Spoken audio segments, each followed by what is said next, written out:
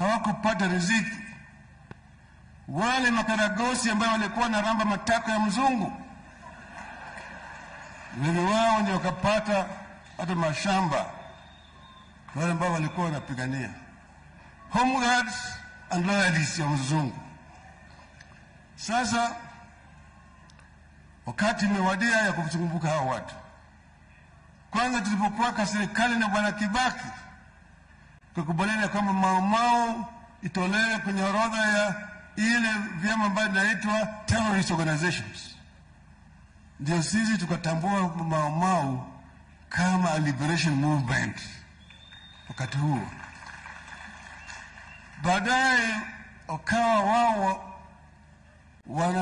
kupitia kwa chama chao kiongozwa na mzee Gitu wa Kaingeri huyu, wakanataka ridhaa kutoka kwa serikali ya Kiingereza, wakaajiri mawakili, wakashtaki serikali ya Uingereza katika mahakama kuu ya Uingereza for the compensation ya Mau Mau.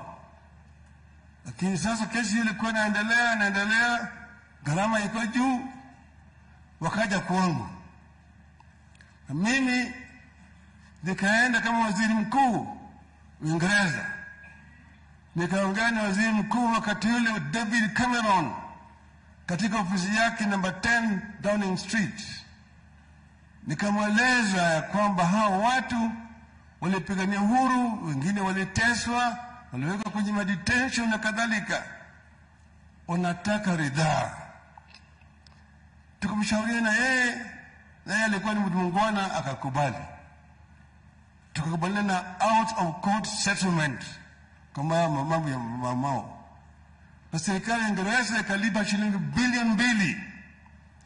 Tena wakakubali kujenga monument ya ukumbusho Mau Mau.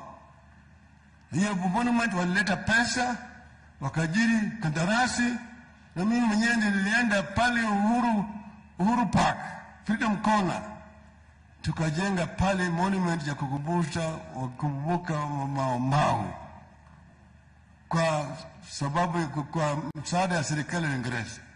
Kwa hiyo tunasema shukrani.